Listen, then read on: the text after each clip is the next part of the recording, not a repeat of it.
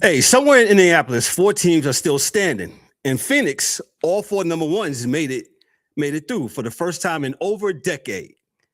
A two-way alien threw 6 scoreless innings the other night, and then he grabbed the bat. A NBA city that lost 68 games 2 years ago is suddenly has the best record in all of the NBA. A 40-year-old is still on the ice. He's still hunting somebody named the Great One. And tonight, somebody who spent 15 years inside the machine, he's back with us again.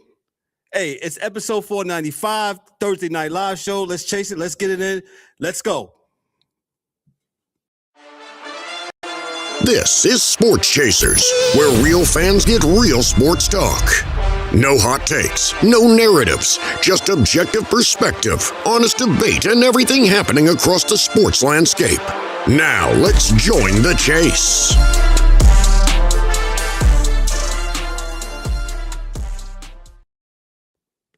Hey, good evening, everybody. What's happening, everybody? It's another edition of the Sports Chasers coming to you live and direct, man, here on the Thursday night, April the 2nd, 2026. Glad to be here tonight, sharing the good word of sports, man.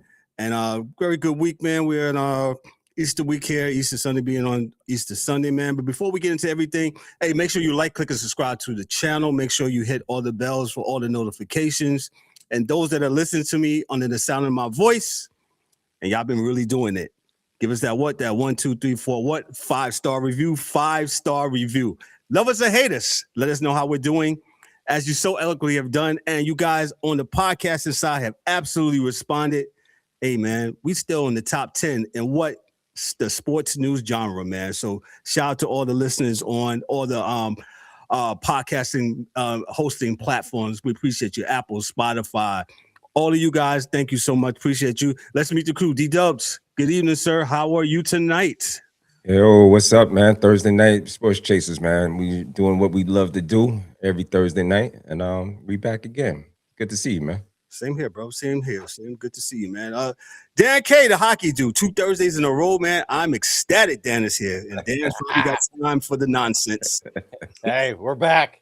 A little load management. Wow. We're taking a PTO. Yeah, we got a lot going on this weekend, so had to take some time off. But yeah. Wait a minute. Hey, we got our last practice for the charity game tomorrow at noon. Oh, okay. Saturday is the game. We got the Final Fours coming up Friday and Sunday. So it's going to be a busy weekend for me. So shout out to Dan. Dan is a very modest individual. I've been knowing Dan for over 20 plus years. And Dan plays for the what's it called, Dan? The charity, what's the event again? Salute to Heroes. Salute to Heroes. Excuse me. I should know that because I've been with the organization for quite a long time myself. But Salute to Heroes, they do this every year around this time. For those that don't know, this is how they a hockey charity game, man, sort of similar to what the NYPD and the FDNY does up in New York. And you saw what they did about 2 weeks ago. Yeah, that's a charity game. Really? A charity game. Ooh, like over 100 minutes and penalty minutes. And All I seen was gloves and stuff flying in the air, hitting the ice. Shout out to my peoples up in New York, man, the NYPD and the FDNY. But go ahead. They serious about this. They're ridiculous. I showed Dan, I tweeted that. Dan said, this is fucking ridiculous, man. A charity game, man. Give me a break. Man. Yeah, we're talking about living their dreams, man. And they took the Stanley Cup Game 7. They took it all the way. Yo, man, pretty much, man. So I don't know, man. So listen, we got a special guest tonight. Well, yes, he's a special guest, but he's been here before. He's been here a couple of times, man. Yeah. He's our main man. Let me give him his flowers, man. Let him know that we upgraded here a little bit. Chasers Nation, y'all already know what is when we bring this man back. This isn't the first time this guest he has been here. This isn't a stranger. He is not a stranger to the mic. This is someone who has sat in the seat, kept it real with us, and every single time he comes through, he drops the knowledge. He's a 15-year veteran of collegiate coaching and recruiting. He's coached at the Division I level. He has helped families navigate one of the most important and most confusing decisions of a young athlete's life. But more than that, he's built something. He took everything he's learned on the inside from the coaches' offices, the film rooms, the recruiting calls, and he's handed it back to the people who need it the most.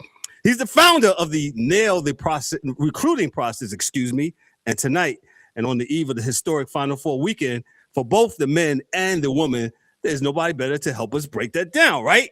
So Chasers Nations, welcome back to the Thursday night show and to the Sports Chasers, man. Coach Jared Zeidman. Coach, what's up, man? How are you tonight, sir? Doing good. It's good to see everybody. Long time no talk. Yeah. Sports feels like a great escape right now. Our world is crazy. It's good to see you guys. It's good to talk about unimportant. Like, it's important, it's fun, but it's better to talk about this stuff with people I like. So here we go. Absolutely. No. Hold on, Coach. I forgot to give you this. Whoa. I didn't have to shoot it up. My Steam Deck was us. You don't realize how much that means to me, Kevin. I have a toddler that only wants to be with mom, and I'm not enough for him. So to get that applause really means a lot. So we're gonna give it to you 2 times. How about that? Yeah. Another standing ovation. Tip your hat, brother. Nah, Coach, me and Coach Z, Coach Jared, we met on Pod Match a couple years ago, man. And yes. Come to find out, we're from the same neighborhood in Brooklyn. Coming up, man, me, him, and D-Dubs, man. And every time we connect, I text this brother, man. He'll either say he can come or he can't come that night. He said, but he'll come Thursday night. That's what kind of happened on this past week, man. I want him to talk on this NCAA, the men's and the ladies a little bit, man. But before we start, what the lead topic I wanted to talk about was the final play during the Duke and UConn. Oh, as a coach, just break this down, to our folks. Shout out to all those that's watching on YouTube, Instagram, TikTok, Facebook, and X. Shout out to you guys, man. So your thoughts on that play. That's why I wanted to bring you on first, and then we'll talk about the other stuff, man. The biggest problem with hot take culture is we don't always follow the probabilities. So I want to preface anything I'm going to say with that sequence happening the way it did is like a 1 in a billion thing happening. Misses the first free throw. Like to the very beginning of it. Misses the first free throw. Yes. Makes the second free throw. Then there's an inbound. The timeout is not called, which is the first thing we'll revisit. The timeout is not called on the inbound, which is up, and women's coaches will also talk about this too, because that's a big differentiator between the men's and women's game. No advance like the program. Right. So timeout's not called. Then there's the press break, and then there's the errant. Nobody holds onto the ball, even though there's less than 10 seconds left. Nobody tries to force a tie up. Nobody tries to do anything to just kill the clock. The ball is thrown not once, not twice, but 3 times. On the 3rd time, it's deflected. And then someone makes a 40-foot 3 on the interception. Like, the amount of things that have to happen truly make this a 1 in a billion play. This is why the NCAA tournament is so fun. It's not a 7-game series. That play happens. One team goes on miraculously. It's. I mean, we can make a serious argument that that's the best play in the history of March Madness in terms of like excitement and consequences. I've heard people comparing it to the Leitner play. Mm-hmm. I think this play has the edge because, again, the Leitner play came off a timeout. There was This is literally a scramble turnover thing. If I unpack it, all that aside, I'm taking the coward's way out here because I know how hard this can be on coaches. I think that John Shire is going to kick himself for the rest of his life for not calling a timeout on that play. Your team was up by 19 points. Yeah. It took a very long time for UConn to chip away, but a lot of that had to do with the fact that they were missing open looks. Like, UConn had the edge for most of the second half in terms of shot quality, in terms of pace of play. Duke didn't really look like they were generating the types of looks they wanted. It was all ISO one-on-one stuff, mostly with the Boozer brothers. Yes. So things that I would think about from a coach's perspective. You will not find a college basketball team in the country that does not practice getting into a press off of a made free throw. So using that timeout costs you nothing. It's not like you use that timeout and all of a sudden UConn can get organized. They already know how to get organized because everyone has an after free throw press. That's a thing in basketball. So to not use that timeout just to take a group you're already rattled, and I hate saying it this bluntly, but they're not professionals. They're college-aged kids. Their minds are in a stress cycle. They just blew a 19-point lead. Correct. You call a timeout, you get them settled, and just to be able to say, fellas, breathe, and just remember, they have to foul you. They don't have enough time to force you to bring the ball over half court. So we're going to be smart. Let's diagram something. Let's get this right. I think, and because what happens in a coach's mind is as soon as you turn the ball over, as a coach, there's now they have even more momentum and they're going to shoot the ball confidently. And now this is really problematic. So I immediately zero in on that decision.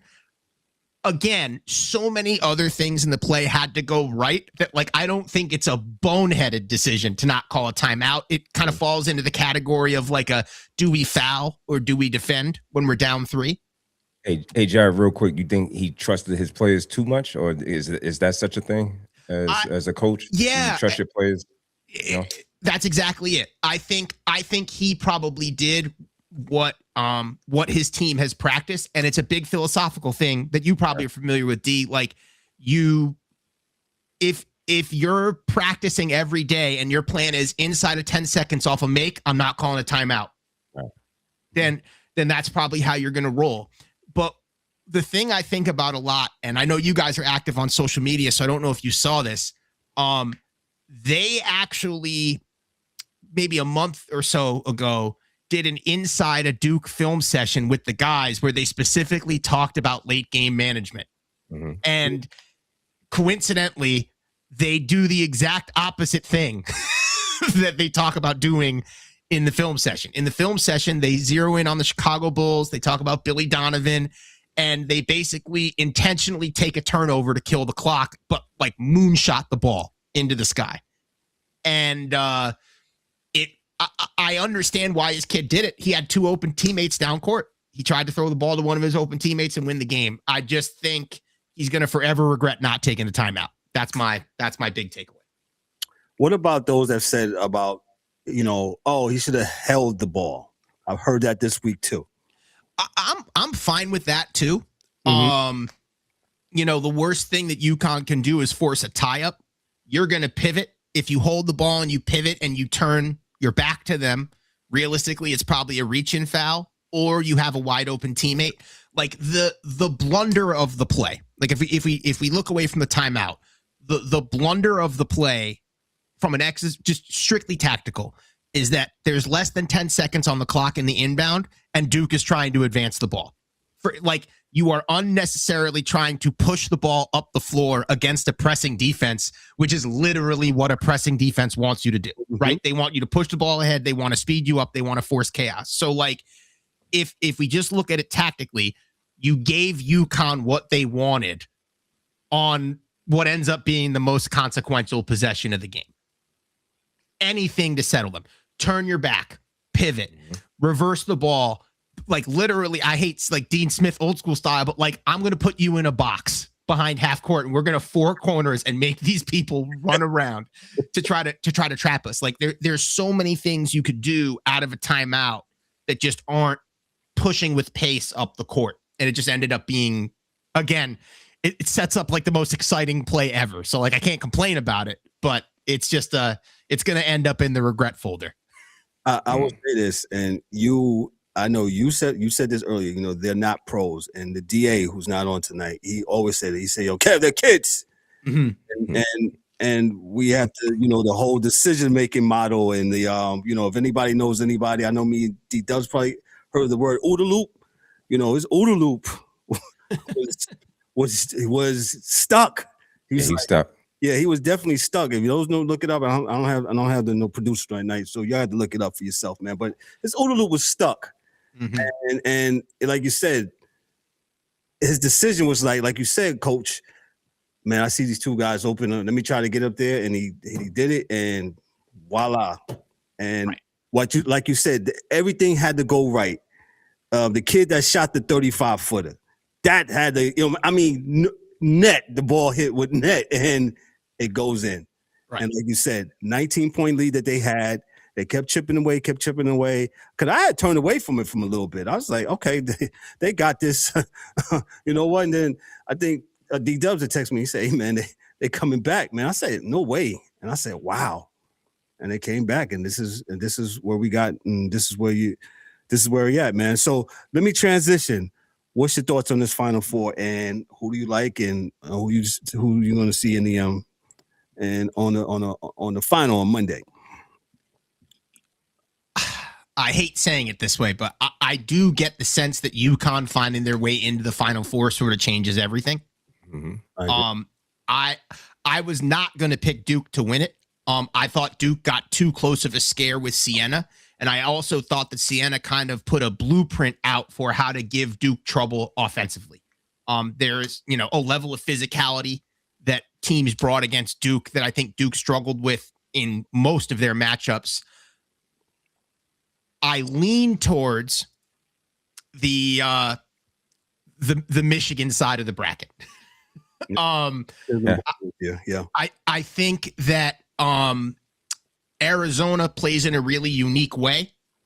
The Arizona-Michigan matchup is going to be, in my opinion, more compelling than Illinois-UConn. Like, I think so. Let's start there. I think UConn's going to beat Illinois.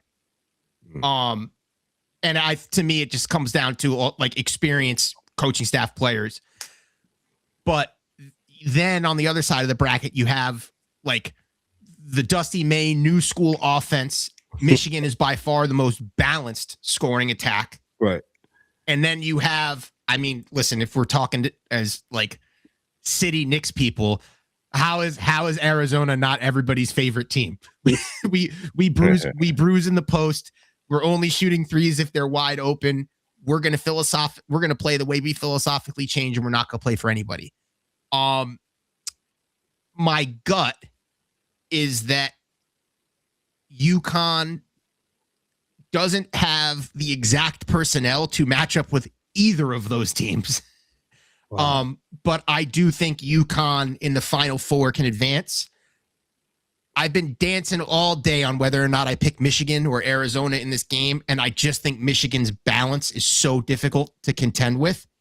I think you're looking at a Michigan-UConn final, and my gut here is a Michigan national championship. Michigan national championship. Let me back up a little bit. And you said that about Duke and how Siena put the blueprint out of him. And if you look at that St. John's game last Friday, right? I was going to say St. John's. Yeah, it was definitely them, and they almost pulled it off. Yeah. Now St. John's problem, I think they don't have enough scoring, and that's how they run out of gas. And because they was up. How many points they was up? They was up a little. They was up at 10 at one point. Yeah, and I was like, all right, St. John's about to get Duke out of here, man. Right. And like you said, Siena wrote the blueprint, and that's how St. John's has been playing all year.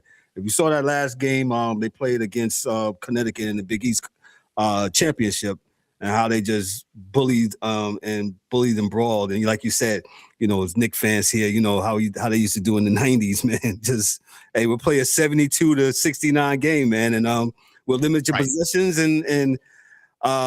but it was cool to see St. John's kind of coming back, and shout out to Coach Pitino to bringing St. John's back to his promise. I think this is the first time they've been back in the Sweet 16 since 1999. So almost 20. They're here to stay too. I mean, that's the excitement around St. John's is the highest it's been since I was probably in my teens. Yeah. Yeah. You're right.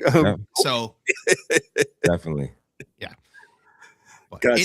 It's fun. I will say, I think the men's is more wide open than the women's. That's my take on this. I think it's flip-flopped. There were a couple years where it just looked like it was UConn versus the field on the men's side. Now it looks like it's UConn versus the field on the women's side, and hard to hard to predict who can top that right now. Let me ask you this, Coach, and I'm not trying to be messy for those that just you can ask me anything. He's just asking this bad question about women's basketball. No, because we cover women's basketball on this show. And me and Dan was talking about this. What do you think the level of competition is between the elite teams and the very good teams? Oh, I got some data for you. I got some data for you. Yeah, that's why he's because I was actually, so this is a true story. I'm moonlighting right now. My alma mater, Quinnipiac University, asked me to teach a 400 level class, and I'm currently teaching a sports media and society class, and I'm trying to get college students that want to work in sports to kind of get a bit more in the habit of following the money, because people really want to believe that this is all equitable across the field, right? Mm-hmm. So the women's Final Four, I'm gonna forward you this data. Yes, thank you. What you're looking at right now is a flow chart of the budget of every women's team that was in the NCAA tournament. And the Final Four is 4 of the 6 highest budgeted women's team in the country. Wow. So of the top 6 budgeted programs in the country, 4 of them are in. There are 4 teams in the country on the women's side that spent $10 million or more on women's basketball this year. 3 of them are in. The 4th made it to the Elite 8. Iowa.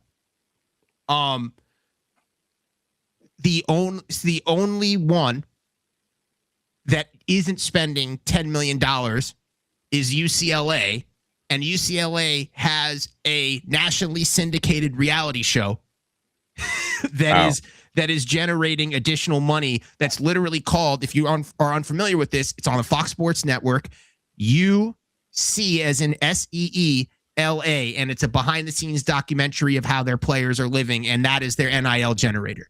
So I did not know that. I'm happy to share. This is that. So I don't feel like you have asked a bad or biased question at all. I think you've actually asked the most important question on the women's side, which is, I'll even rephrase it for you. Has NIL and collective money completely undone the progress that Division I women's basketball has made over the last 10 years? And my answer is yes. So go ahead. I'm sorry. Go ahead. Finish. No, it's bad. There were no competitive games in the first 3 rounds of the tournament. It was not one. Every one of them, Jared, I turned the TV on because it was out of control. It was up with 50. It was almost a 50 to 40 points. Dan, what game was we watching the other night? I was on the phone with you, and you was like, "What the hell is this, bro?" It was probably the South Carolina game. Yes. Yes. So, and the funny thing is, this is when people are kind of complaining about like what NIL and collective does. So on the women's side, the next best postseason tournament is not the WNIT, it's the WBIT. The WBIT is essentially the other paid postseason tournament where the NCAA picks up the tab for everybody to travel. Columbia, Ivy League Columbia, just won that. They knocked off a slew of like major level programs to win that, and they just beat BYU in the championship. And those are all the teams that are in these power conferences that are not spending the UConn and the South Carolina money. So what's happening right now is even within the power conferences, there's not alignment. There are programs that are just pouring money in. And what you're seeing now is if you were a team that's had great attendance, the Iowas, South Carolinas, UConn, if you had great attendance and great donations for like the last 10 years, you're now positioned to be better than everybody. Because like, I hate saying it this bluntly, but I can say it as a women's coach. Like, sexism is still real, fellas. Like the tycoons that want to go be boosters at a program are going to go pick a men's program. Wow. So what you're seeing now is these, you heard Rick Pitino say the blue bloods aren't the blue bloods anymore. Yep. And that's because all these other programs get flooded with money. On the women's side, it is Coke and Pepsi versus everybody. Cola and Dr. Thunder. Yes, dude, yes. And like here I am a Fresca drinker, and I'm never going to be in the NCAA tournament again. That's basically the deal. And I apologize for giving you such a long-winded response, but no, we love it. Go ahead, bro.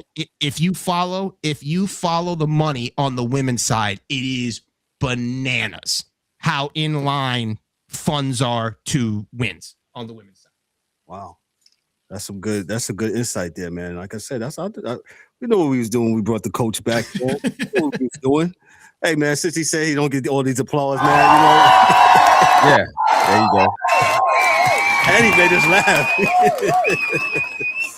So, with that said, who you got winning this? Who you got winning? Who you got being in Monday? And what night do they play? Sunday. Yeah. Sunday. Yeah. So, the more compelling matchup, if you want to put on your history hats here, the more compelling matchup to me is Texas UCLA.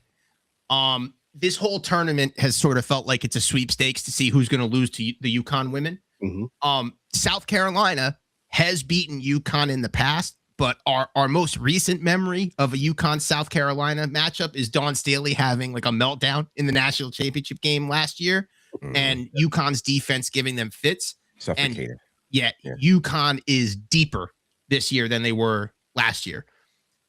The more interesting thing is that Texas is coached by Vic Schaefer, who personally is probably the most successful head coach against Gino Auriemma ever.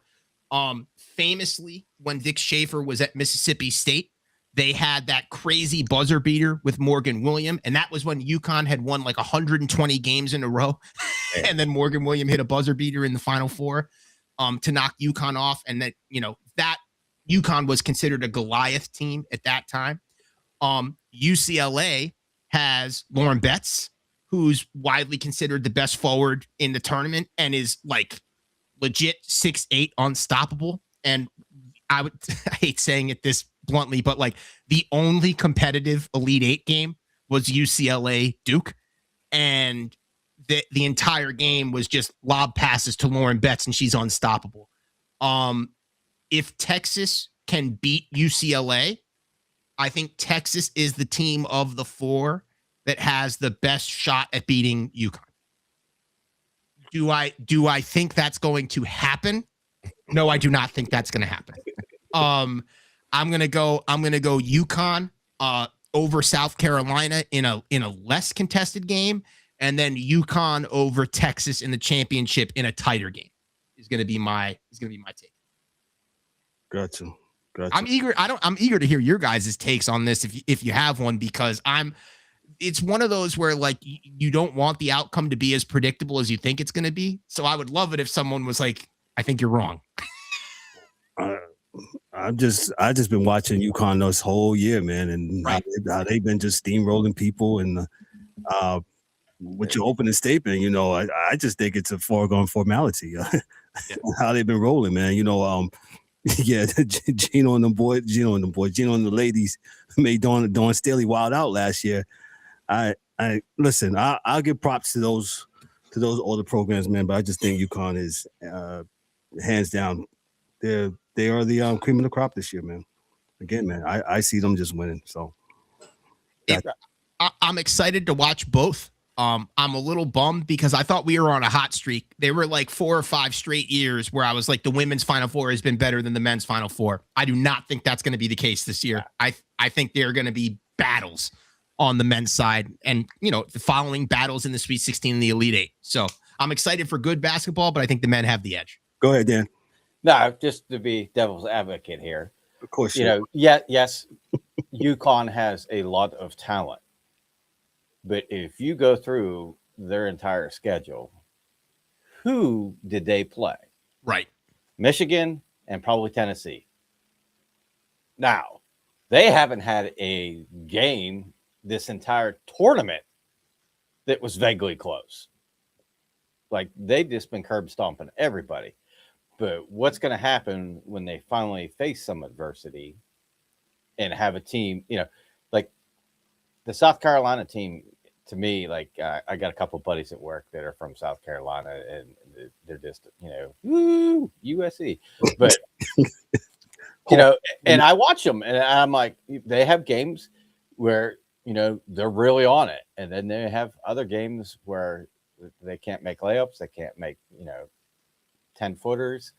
And sometimes they struggle. So, like, if Carolina comes out and plays like they can, I think this game is going to be a lot more competitive, just for the fact that UConn really hasn't been tested all year. Can I add something to that? Because I'm happy you made the point you made, and this was my kind of argument for a South Carolina or Texas. So Texas has played UCLA this season already, and has played South Carolina 3 times, and their record in those 4 games is 3-1. They lost to South Carolina once, they beat them twice, and they beat UCLA by 11. If I would actually say South Carolina and Texas, just by nature of being in the SEC this year, are the 2 most battle-tested teams. So I don't disagree with what you're saying at all. I mean, it can be done. The other sell for Texas is they're an unbelievably annoying defensive team to play against. They run a notorious. It's probably the most stolen non-press defense in basketball is Vic Schaefer's snipe and shadow. So basically what they do is they identify who your point guard is, and they face guard your point guard on every make and dead ball, and they force you to bring down the ball and get into your offense with somebody that isn't your point guard. And it's just a very annoying thing to deal with. So it's caused problems in the past. So the field has a case, but I don't think the case is as strong on the women's side as it is on the men's side. That would be my big takeaway, Dan.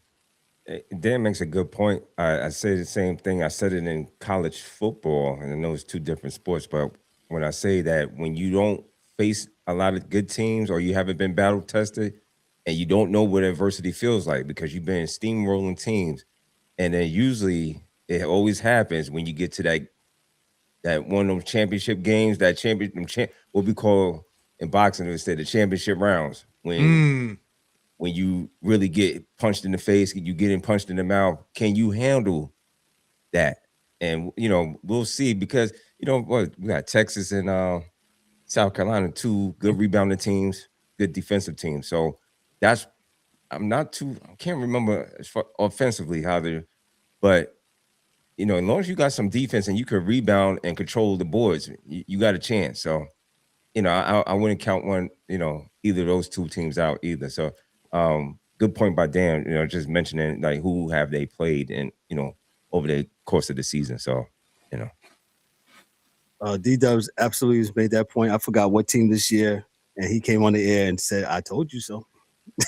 Yeah, I forget who in college. Somebody who didn't really play nobody, but they was, and they got their mouth busted in. Yeah, just beating on the chest as if they, did something. I'm like, you really didn't play nobody all year. I mean, so Gotcha. Usually adversity kicks in.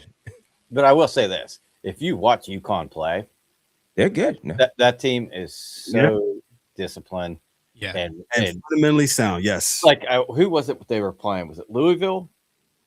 Or no, Yes. it was Syracuse. Oh, the big round of 32 win, right? They ran. It was like when the Buffalo Bills played my Steelers, and they ran the same run play 23 times. They ran the same play where the big came up, got the ball, took one dribble, and if anybody came toward them, they just bounced past it to the girl on the wing, driving the basket. And I bet you they scored 20 points in 1 quarter off that same play. And you see it when they come up and do a pick. When they do the pick, immediately, boom, that hand's up, give me the ball. And like you could see how well they're coached and how disciplined they are.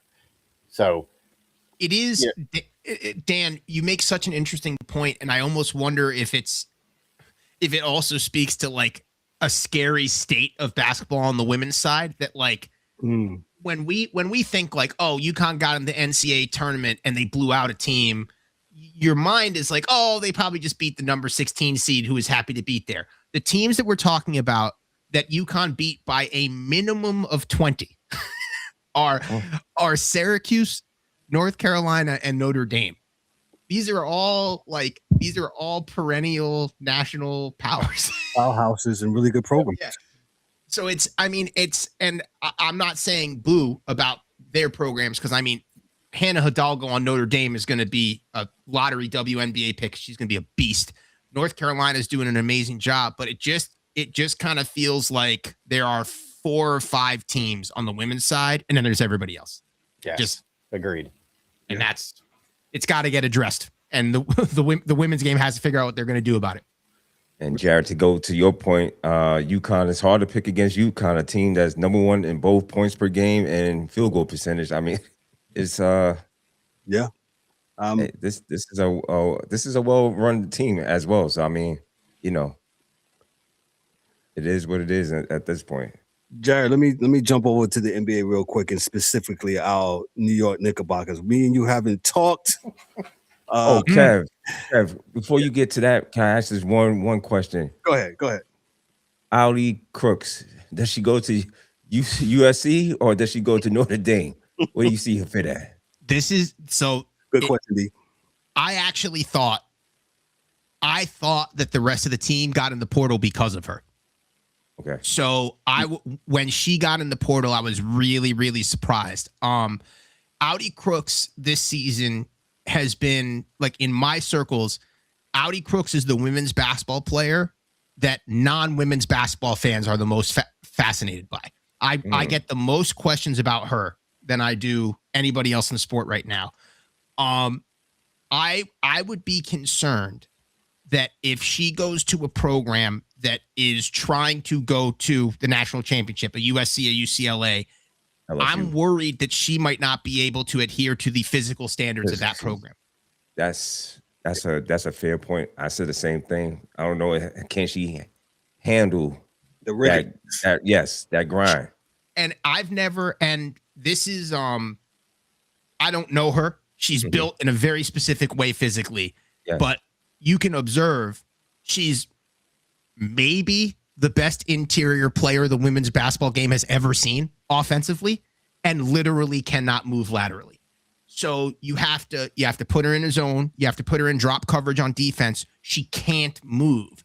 And Iowa State got to a point where any benefit that she was giving them offensively, opposing teams just started going right at her, and they could not stop opposing teams. So, like, I'm going to answer your question with a question, D, because this is what's most interesting to me about her specifically.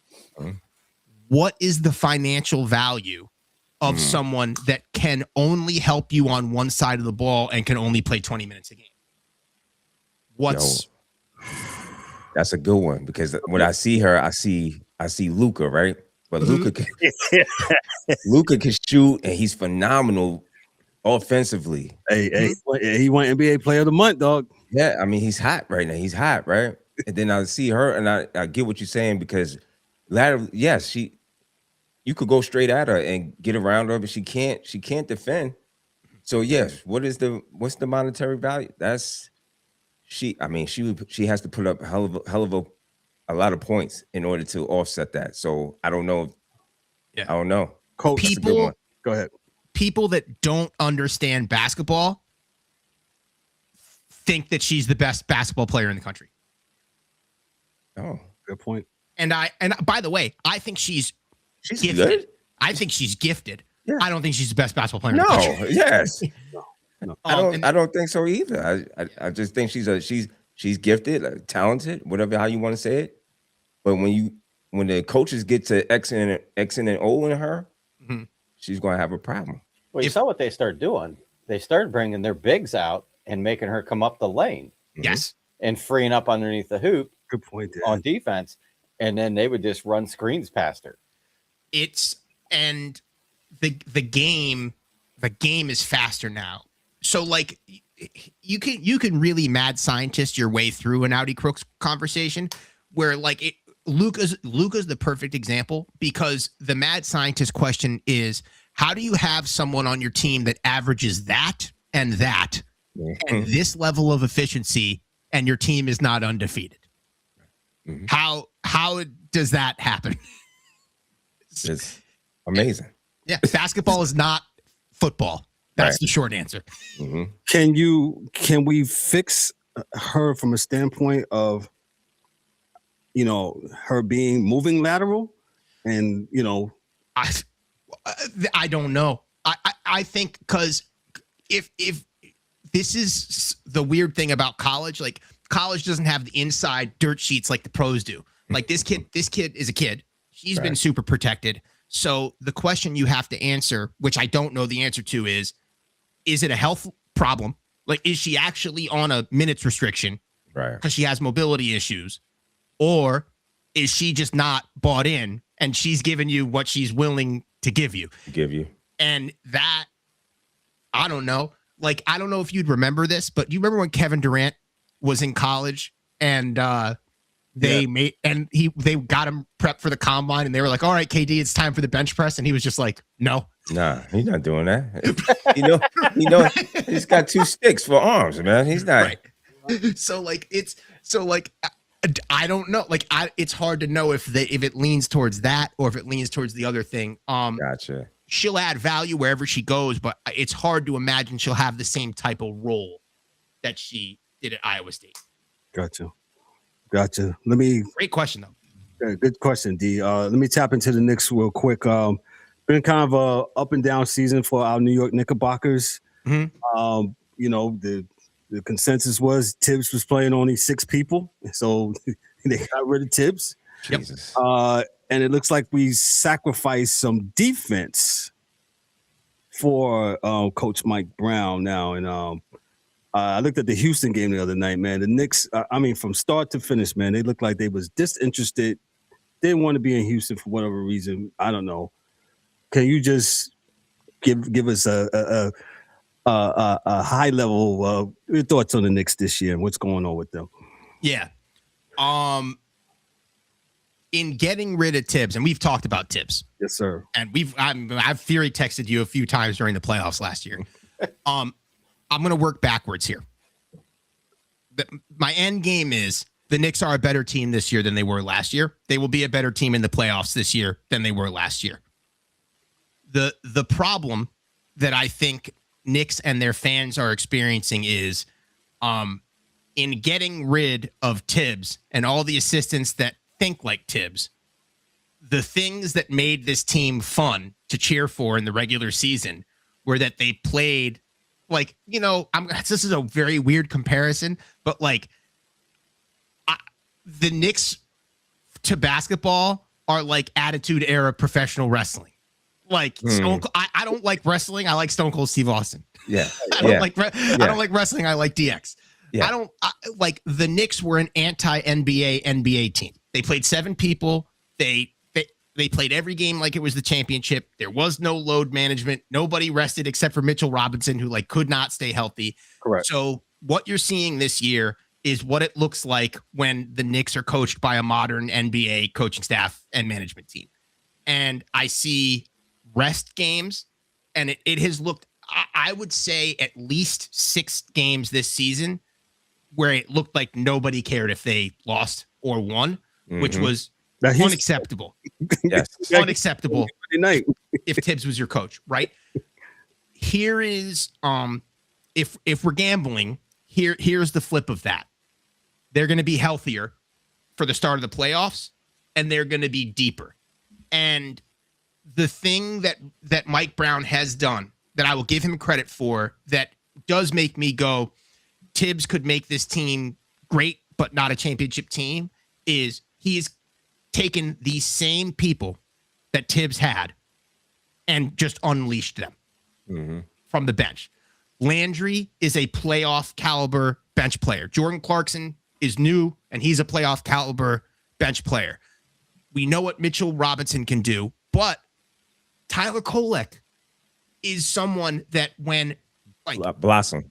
Yes, when Jalen Brunson, and because this is, and you know what's going to happen because it's happened every year.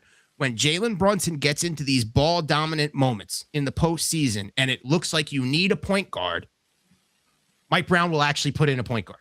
Put Kolek in, and now he got what's my man's name? The other point guard that we just picked up from New Orleans. Alvarado. Alvarado. Who's, by the way, the most New York Knick ever. Can't get no more than that, right? Yeah. So like this, like it just seems like everything they're doing is more of, we know the end game, we know what they're capable of. Any frustration that Knicks fans have with the Knicks, I would argue, is actually just a pain point of the modern NBA, which is that the regular season product stinks. And, you know, most of these teams, rather than trying to actually be first in the regular season, are just trying to do just enough and be healthy for the playoffs, which makes the NBA really tough sometimes. So I hope that's a satisfactory answer. No, not only is Coach a dear friend of us, man. Coach he's been turning into my damn therapist, man. Yeah. No, what you said, 'cause I'm watching that game the other night. I was like, these guys seem very disinterested. Like they have something else better to do than play the Rockets. No, as you say that, Coach, it totally makes sense because you see the Knicks and you like, yo, what is this as a fan, right? So, you know, the fan hat is on and he's like, you looking at this team, he's like, yo, we missing something. Why they not getting the ball to Karl Anthony Towns? Why is Karl Anthony Towns not taking the little guys that's guarding him like Caruso the other night? And why is he not bodying him? Why is he not taking him down to the hole and killing him? You understand what I'm saying? That's the frustration that we're seeing. So we're saying, well, okay, now getting back to your point, are they saving this for the playoffs and when we get there? And it's annoying. Like, I mean, don't get me wrong. Like, it's super annoying. But like when I look, I want to pull up the Houston game specifically. I'm looking at the box score of the Houston game. Okay. Mm-hmm. Cold shooting night, whatever. But then minutes limit on Mitch. Mitch Robinson only plays 16 minutes. Nobody on the bench cracks more than 20. Mm-hmm. And so it's like, okay, who are you resting? Who are you playing? And then like Jalen Brunson, minus 26 player efficiency. So like it's what I would describe to you as like road trip stupidity in the modern NBA. Some games we're just gonna take like to give a stupid baseball comparison.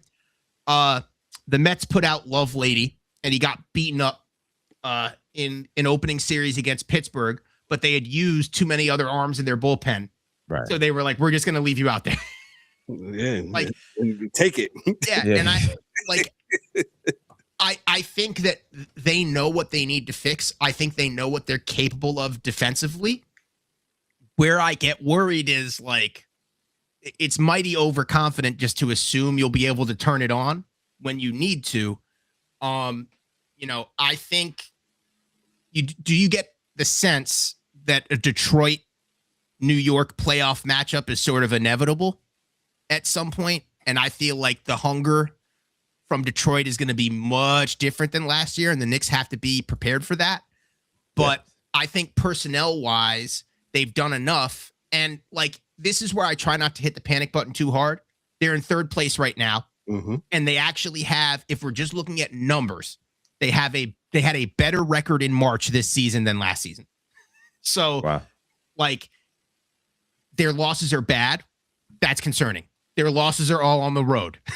That's real concerning because you gotta be able to step it up. But they are playing like a typical NBA ebbs and flows team where this doesn't really matter.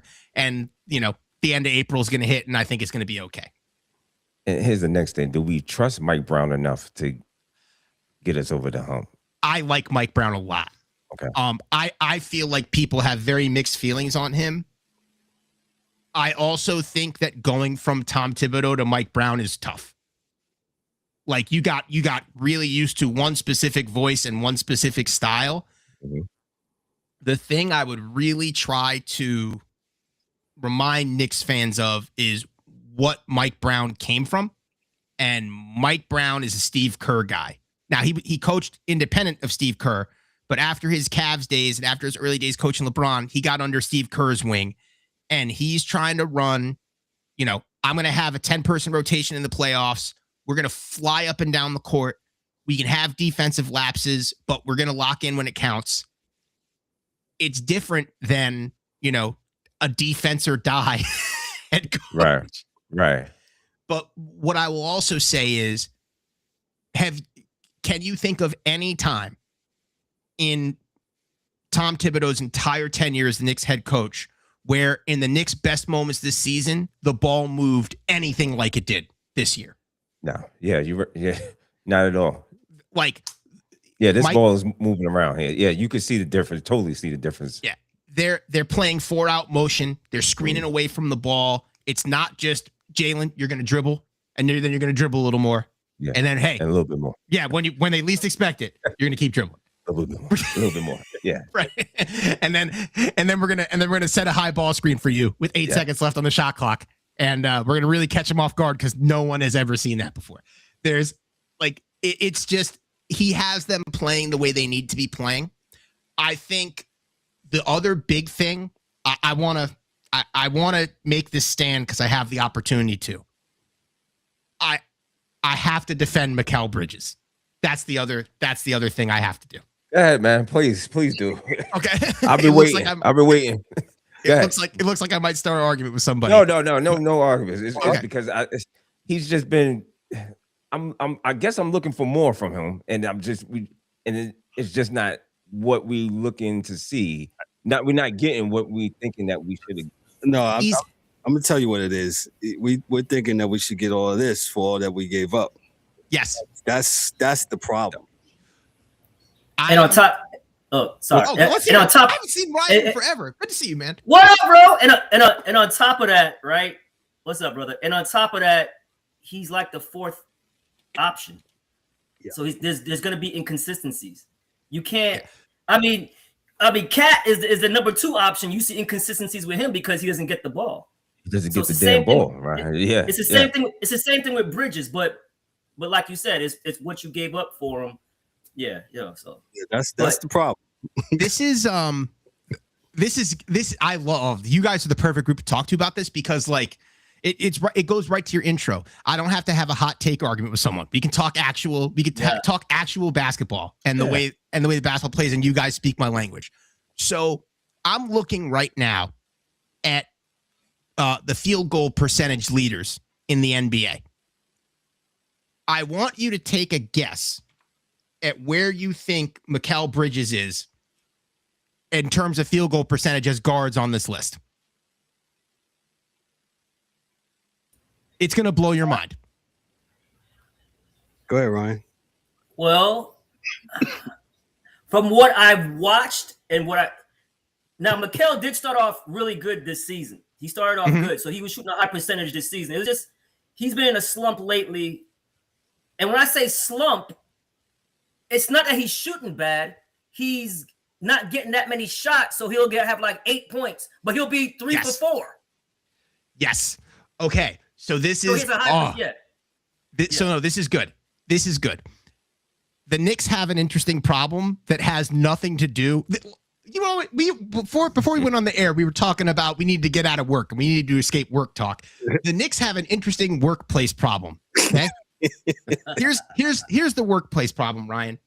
When you have a dysfunction in your workplace organization, the dysfunction seems to only show up in one specific place. Like, has anybody ever worked in an office where like someone else's problem affected the way you could do your job every day? 1000%. Yeah. Okay. Yeah. So Mikhail Bridges is 9th among NBA guards right now in field goal percentage. He's the 9th highest field goal percentage amongst guards in the NBA.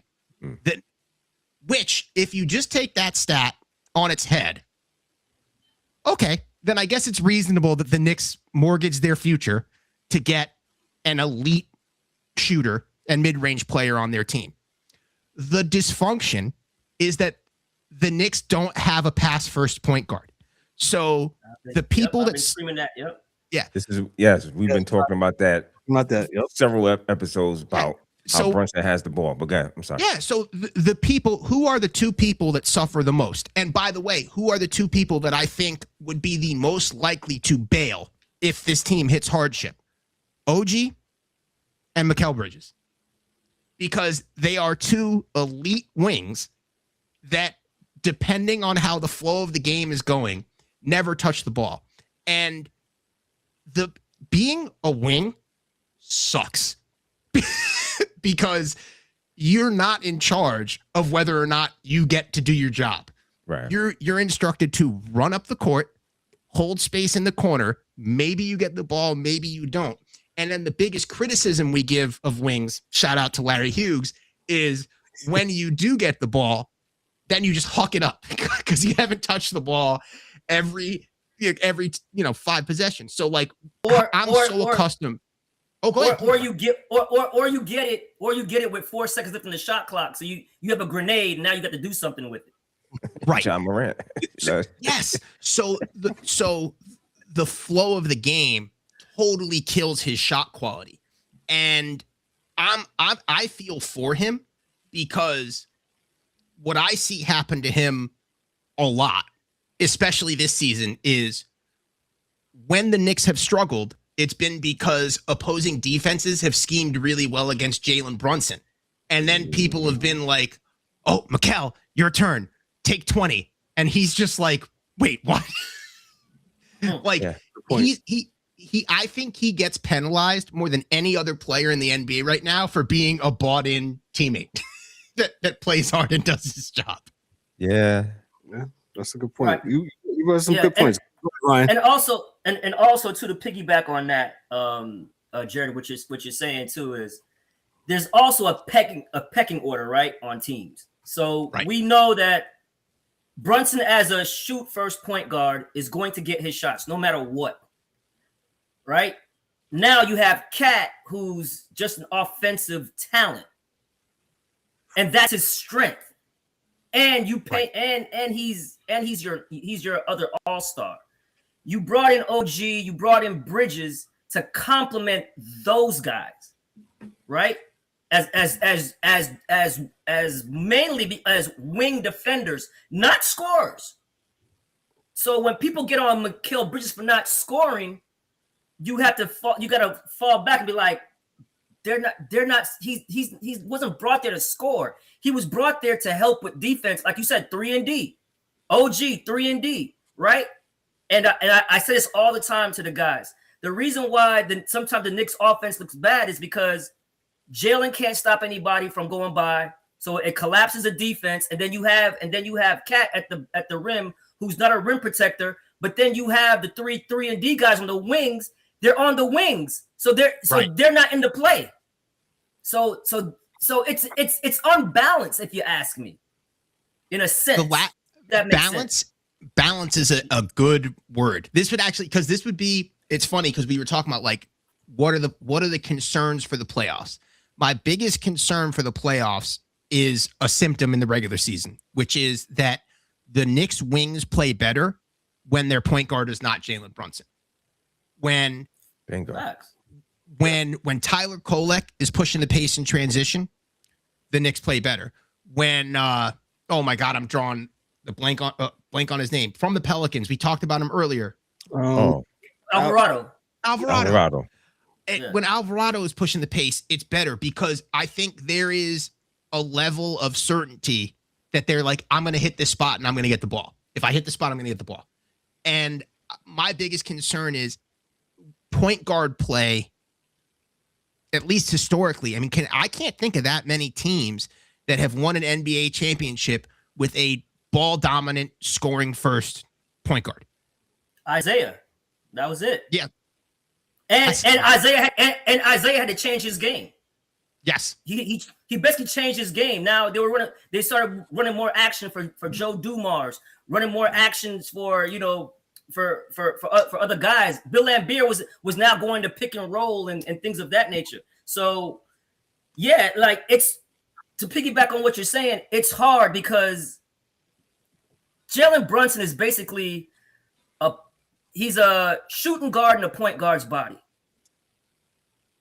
Bingo. That's exactly what he is. He's a shooting guard. He has a shooting guard's mentality, right? Now, can he play off the ball? Sure, he can. But he's so good at what he does that it hurts the team. I always say, hey, Jalen, just get your assists during the first 2.5 quarters, get your rhythm offensively in the third quarter, and then take them home in the fourth because you're super clutch.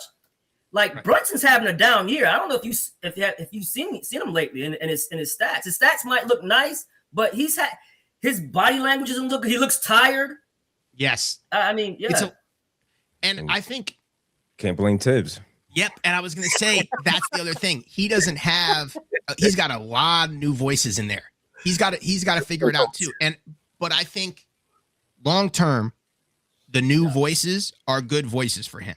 And anyone that's yelling to him, "Yo, you can't be a point guard on the flick of a switch. You're a point guard every play." Ultimately, and I think this is the thing that gets me. The difference between Brunson and someone like Russ, who I have a lot of respect for, especially Russ in his prime. Brunson has elite vision and is capable of passing. It's just not plan A. Right. And right. I'm not going to compare. So because of that, if you put point guard play where it's like Russ on one end and Steve Nash on the other end, Brunson is closer to Russ. But Brunson has great vision. It's just not in his comfort zone to do that consistently. If Mike Brown is ultimately as successful as he can be, it will be because he gets Jalen Brunson out of that comfort zone. Good point. That's a good point. Another person I would compare him to, as far as style of game, is Harden. Harden's just a bigger guy at it. James Harden, if you know Harden from his Houston days, I mean, just an elite scorer. But then Harden knows, because if you think about it, Harden's led the league in scoring 3 times. He's also led the league in assists twice. Right. So you have to know when to change your game. You have to know, hey, Cat hasn't touched the ball in 3-4 possessions. Let's get our big man the ball. And that's on the point guard, that's on the coach, and it's on Cat. It's in that order to me. It's the point guard, coach, then Cat. Right? And you have to be like, look, time to get him the ball. And not for nothing. What do we always hear about big men, right? Oh, if you don't give them the ball, they're not going to do all the other dirty work. Well, man, Cat is a monster on the boards, no matter how many touches he gets. Right. A monster. So reward him.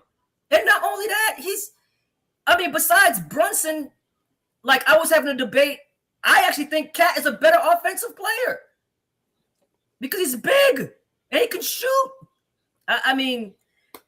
It's on Brunson. It's on Brunson and it's on Mike Brown to reel Brunson in. And I'm not saying Brunson can't do that in the fourth quarter when it's closing time. Have at it. But you have to know when to get everybody involved. You have to. Or you're gonna have the bad body language, and you're gonna see all the guys in the pregame, postgame shows and and interviews talking crazy. Yeah.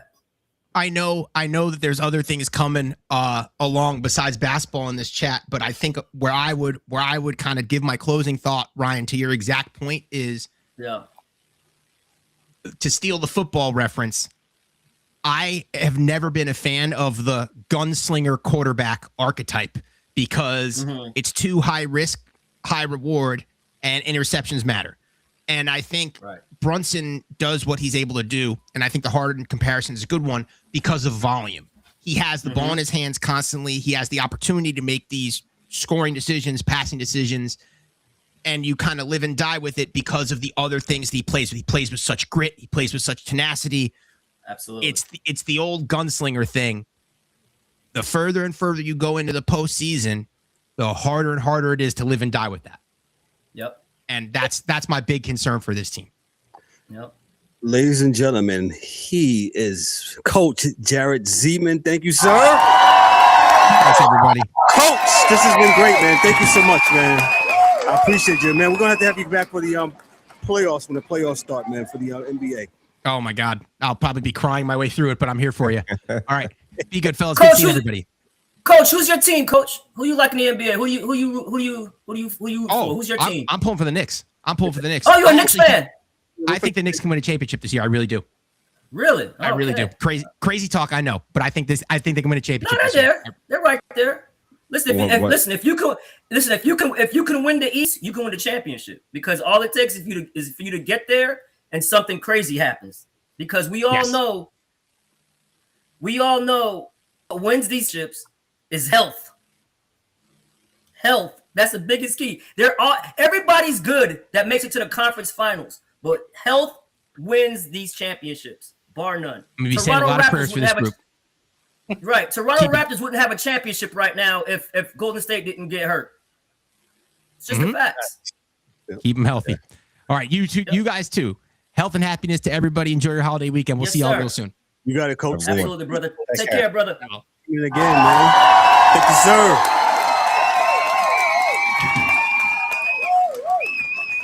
Yeah, man. I know he's a little heavy on the basketball, man, but we're gonna go to the ice. Yeah, there he goes.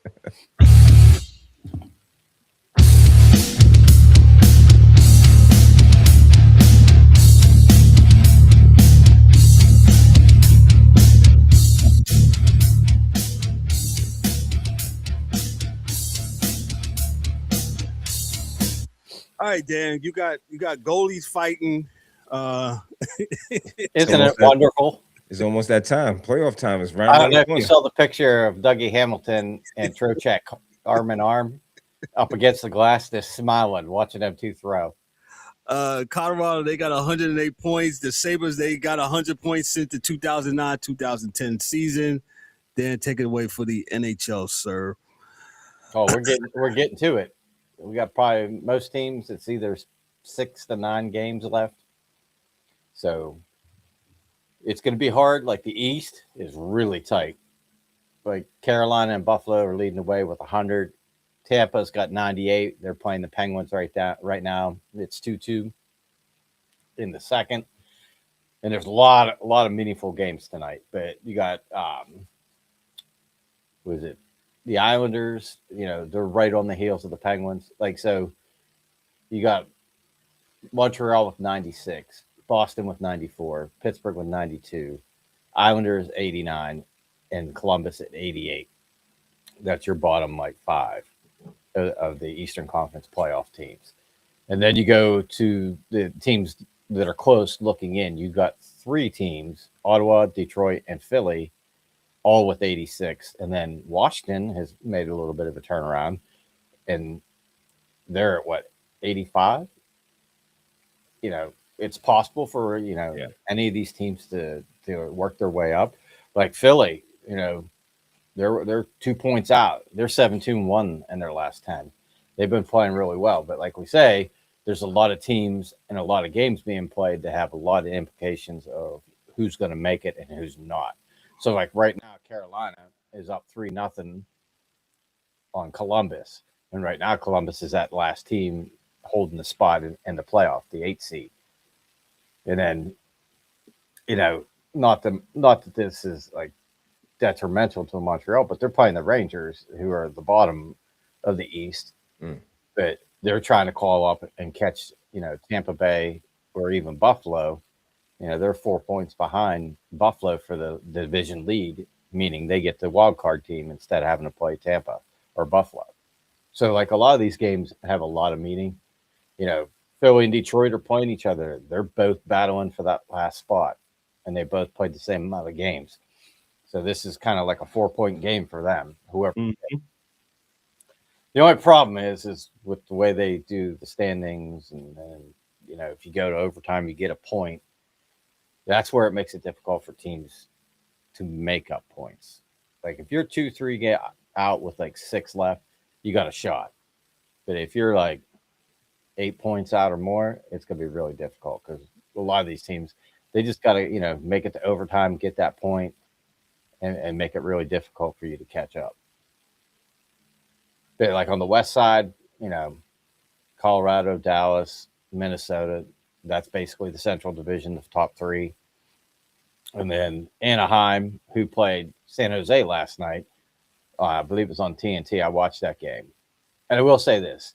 The National Hockey League is in a really good spot. You got your Crosbys, your Kane for Detroit, Taves, he's back with Winnipeg, but you got like your old stars like Malkin that have been around the league 20 years. And then you got kind of the middle of the road guys, Kucherov, McKinnon, McDavid. And then you got a bunch of these young kids. And that's kind of like what that game last night showcased. Like you have Leo Carlson, Jacob Lacombe, the defenseman.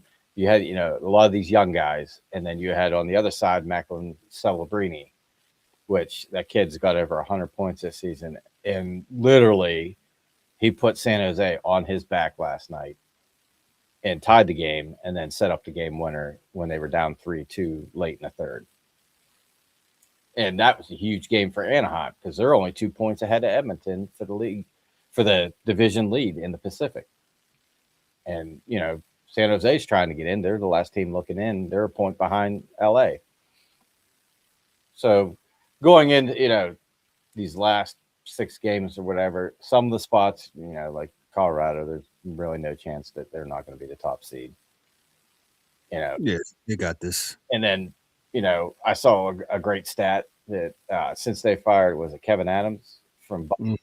They were 36-2 since they fired the GM. Right. And like, there's all kind of craziness going on in this league.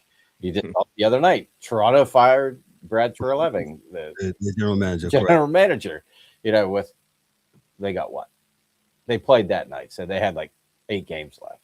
And then the really bonkers thing was Vegas fired Bruce Cassidy, their coach, and bringing on Twitch and brought on Tortorella. And I will say this: he's mellowed out a lot over the years.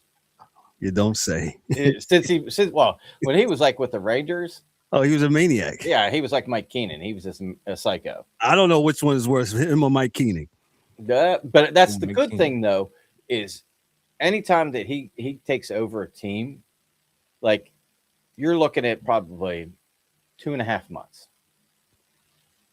As long as he doesn't wear out his welcome, he can turn that team around because they always seem to play better once he takes over, whatever team Philly, whatever. But like you said, he wears on players. Yes. And, it'll be interesting to see how Vegas, the team, actually responds and how they come out and play. Because they're like 4-4-2. Like we talked about, like they're almost like the Penguins. They got all those overtime losses, so they got a point. And they're really, let's see how many wins they got. They got 33 wins. So, a lot of their points came off the overtime. But like, if you look down through here, so Colorado would be your first team and they would get the wild card. That means Dallas and Minnesota have to play each other. So the second and third best team in the West has to play a first round matchup. So you wanted to go back to the 1 through 8. I'd rather see 1 through 8. So if it was 1 through 8 right now, today, it would be Colorado against the Kings, Dallas versus Vegas, Minnesota versus Utah, Anaheim versus Edmonton. Yes.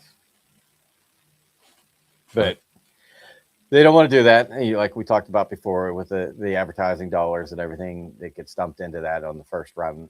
They want those series to be, longer if possible. Right. And to be able to, get the ad revenue from all the games that are being played, like better games like that. Like Minnesota and Dallas should be like, the final 4 teams in the West. But it is what it is. Let me ask you this other question about Utah. Now, they've been in Utah the last 2 years, right? And how they went from playing in Phoenix or right outside Phoenix, and like not even a college place where they played like 5,000 people to how they're in the playoffs now. They're comfortably in the 6th spot, man. Well, they've had a good team. Right. Like a lot of the players that they got on that team, you know, they were there when they moved. Now, like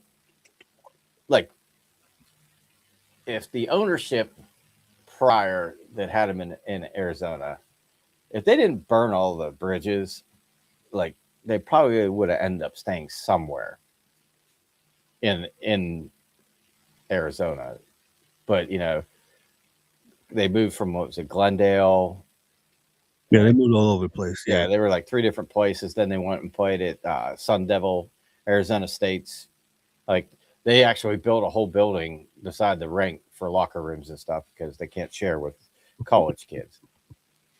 So, you know, they put a lot of money into that. And then, of course, that fell through. And I give the Utah Jazz owner a lot of credit because he got the team. He marketed the team. And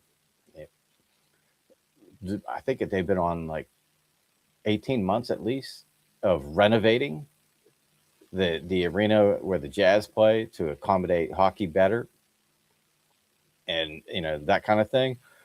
And like I said, they've had players the entire time. You know, I'm trying to look down through here. I mean, I know they have Clayton Keller, Jake McBain, Liam O'Brien, Petrica. Who else we got here? But like Brandon Tanev, Yamamoto, you know, Ian Cole. Like there's a lot of quality players on this team. So it's not like they were just terrible. Right. Like I think a lot of their problem was distractions and the situation was terrible. Yeah, right? yeah. I mean, the circumstances was awful. Yeah. Imagine being a pro athlete. Or let's say you're an MMA fighter, right? No, just imagine you're the Oakland Athletics. And you're playing, you're fighting at Madison Square Garden, and then all of a sudden, you're down the street at the Grady Cole Center. No, I'm thinking what was that the dodgeball movie, the gym. Oh yeah, the gym. I can't remember the name of the gym, but you know what I'm saying. Like yeah. Mm-hmm. So I mean, it's a lot of distractions. You know, so you know them doing what they're doing doesn't surprise me.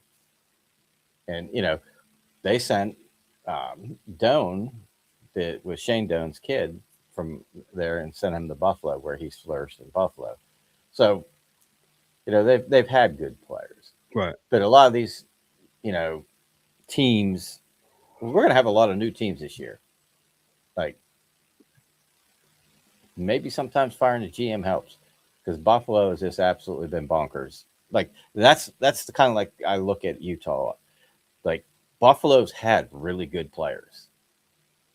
It just like we talked about it. It's just like getting rid of the GM, maybe that unlocked, you know, their potential, or you know, lifted. Maybe there's tension between the GM and the team. You know, didn't like a trade they made, whatever. But all of a sudden, now like you're just ridiculously good. And they've had those players the entire time. It's not like they just flushed the roster and brought in a whole bunch of new people. There's a lot of people they drafted. But these next 2 weeks are going to be really important because that's going to determine, like, especially in the East, when you got 4 teams within 4 points of each other being the top team in the East. Right.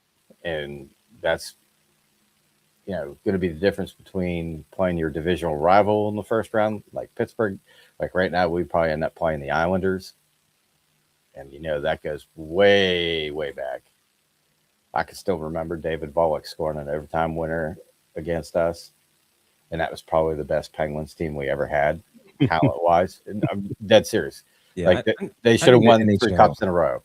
I need the NHL to go back to the 1 through 8. I don't know how long this has been in place since, what, 2013, 2014?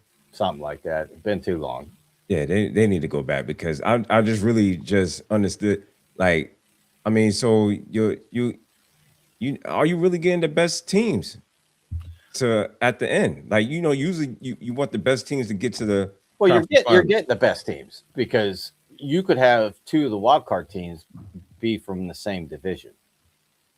So, like right now, I guess they're playing too early. I guess more than what, what I'm saying. the problem is 1 and 2 are both the teams that won their So, like, you got the Metro and the Atlantic, right? So Buffalo wins the Atlantic, Carolina wins the Metro. So that's your 1 and 2. Whoever has more points is number 1, and the other one's number 2. Well, then instead of being like 3 versus 6 or whatever, you got in the Metro, whoever finished second in the Metro playing the third place team in the Metro, and the same thing with the Atlantic. Whoever finished, so like say Buffalo finishes first, that means Tampa Bay and Montreal are playing each other.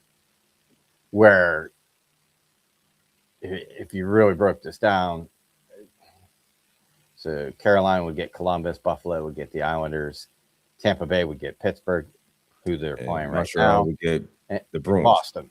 Yeah. So, originally it was like, oh, we want to build rivalries.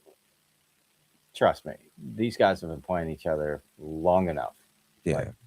Like between the Islanders, the Rangers, the Devils, the Capitals, and the Flyers. I think that's rivalry enough. They play Correct. And I to go back to what D Dust was saying earlier with the NHL's, even their scheduling now, like the Rangers and Islanders didn't see each other. They only saw each other once between October and February, which is crazy. If you're talking about rivalries, man. So yeah, I just think I think the seeds is better. Go back to that, get it better, but they worried about logistics, travel, hotels, and stuff like that. It has nothing to do with that. It has to do with having a better matchup in round 1 when they get more money and more advertisers to spend the money. That's what it boils down to. It's money. Because if it wasn't that, then it would be 1 through 8. Because you definitely want the better teams to have the opportunity.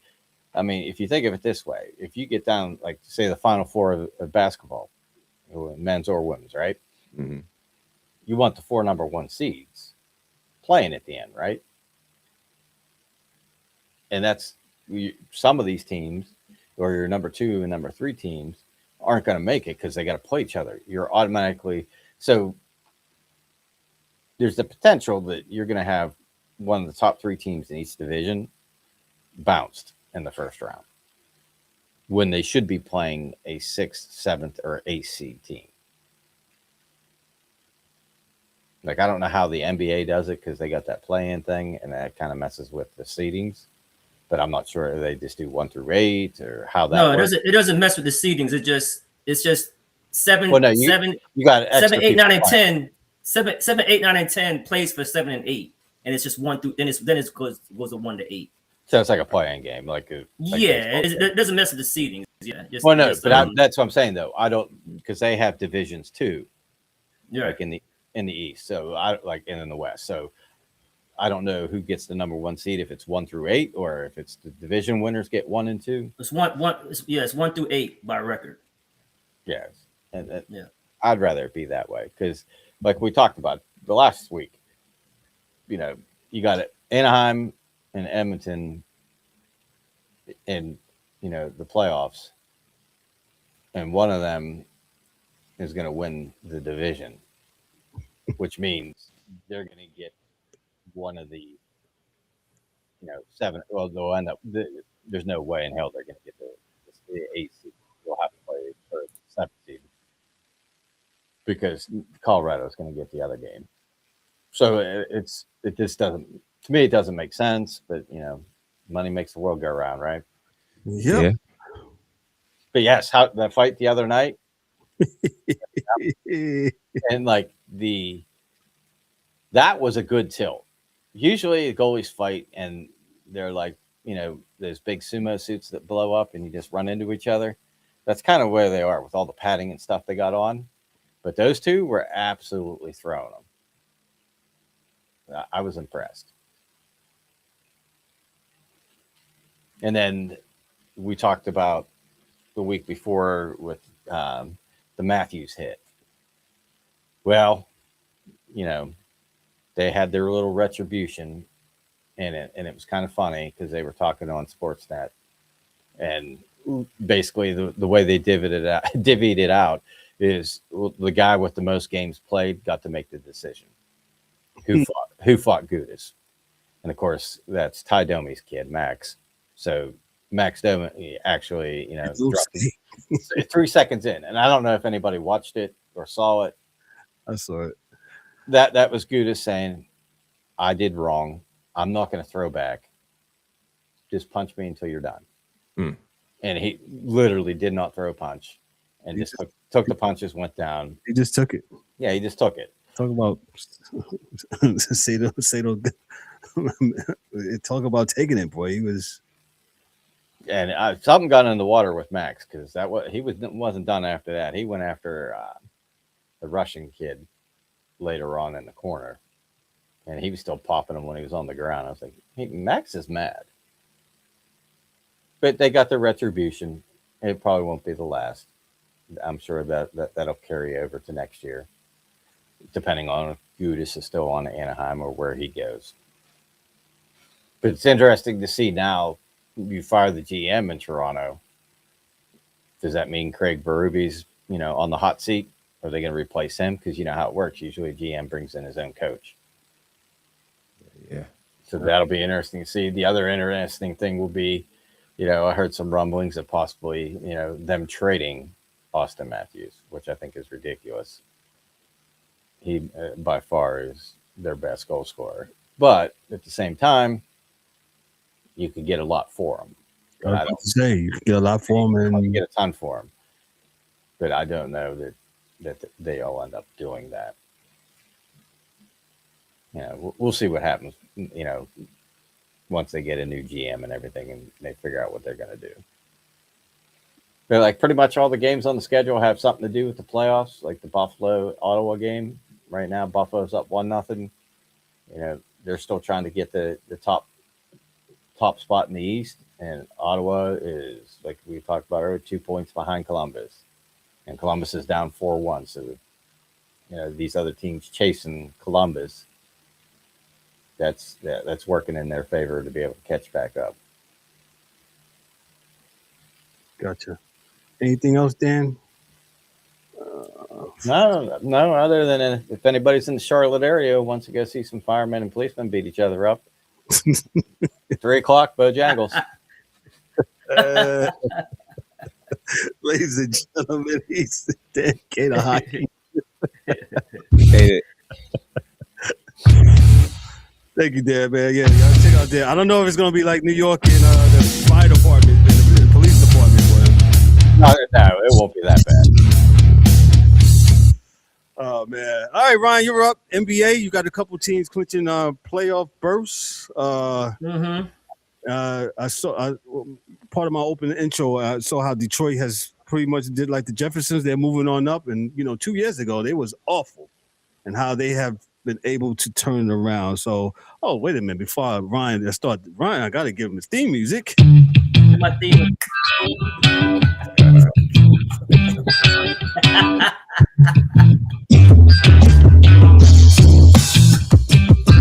And I gotta give him this. Hold on.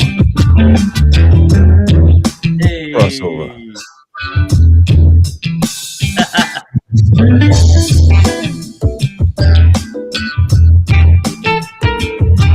Guys, Razor Ramon. Hey yo. Hey, yo. Hey. Nah, that is Razor Ramon's music. Right? Nah. But like you said, it looks like the Pistons are gonna wrap this up. And kudos to the Pistons, man. Cade is out, and they've still continued to win ball games. So that's a sign of a good team. Yeah. So the one knock on the Pistons is are they gonna have enough shooting? Come playoff time, because they only have Duncan Robinson. They traded for Herter, so that's okay. But it's hard to have both of them out there because they're both liabilities defensively. So we'll see how it works out. But Celtics look good. Knicks are 3, Cavaliers 4, Hawks 5. if I'm a team, I don't want to play the 76ers in the first round. I just don't. I don't want to play 76ers. I don't really want to play Charlotte the way they playing. But see, I'd rather have a Charlotte team because of the lack of experience. Yeah.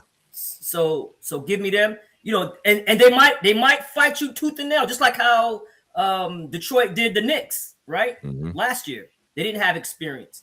So yeah, you know what the difference, because there's these teams, like, and it's a good point about Philadelphia. They're not really like, you know, you see them as a 6 seed, 7. They're really not that. They are good teams, man. These teams are not the real, like we usually see a 6 seed team or a 7 seed team. These teams are a lot better than one exactly. thing. And they could win the series real quick, real easy. But if you look at the Hornets in particular, they may not have the experience, but they have the hunger, and they play for one another, and you know they don't, not necessarily ball hog, but they always make the right play, and they're tenacious on the defense, getting rebounds, and they can shoot the three. Like Knippel's had a great year. Mm-hmm. Yeah, you know, LaMelo's playing good, playing playing better than his driving, but. On Trade Street. Yeah. No, definitely, Dan. No knock on Charlotte. I'm just saying, like, I don't want to play them neither. Right. Yeah. No, they are hungry, but there is something to say about experience in the playoffs. Mm-hmm. They're even saying this about San Antonio. And San Antonio has one of the best records in the league with the MVP candidate. So in Wemby. So it's always going to be a question: do you have enough experience to help you in certain situations? Because we saw that with the Knicks and Detroit last year. There were certain things. Experience does count for something. It's a big thing too. It's not one of those things. This is a Lou. No, experience is a big factor in a championship run. Mm-hmm. And like Dan said, you know, they are hungry, and sometimes not having experience and just going out there and play might even make you play better. Free flowing. So right. But what I'm saying is about the 76ers, and to your point, D-Dubs, they're not really a 6 seed. If they're healthy and not load managing, they're a top 4, top 3 seed easy. You got Maxey, Embiid when he's healthy, and then have y'all seen Paul George these last couple of games? Paul George. I was like, he came back. Oh, play OP there. His prescription P came back. He's balling. The Hawks are balling. Then you got Edgecombe. Atlanta is crazy. Atlanta just won another game. I think who they beat the other night. Atlanta beat who did Atlanta beat last night? Oh my god. The other night. Hold on. Yeah, they beat a good team. They playing really good. They beat the hell out the Magic. Yeah, that's who they. Magic. Magic. I think they got swept by the Magic. And this year. I don't know what's going on with the Magic, man. It's like that was a team that was supposed to be shooting up, and they'll win 6. Then lose 7 in a row. It's crazy. The coach might be on the hot seat. There's rumblings that he and Paul don't get along. So we'll see. And just a year or 2 years ago, he was like, the hot coach. That's how quick tides can change, man.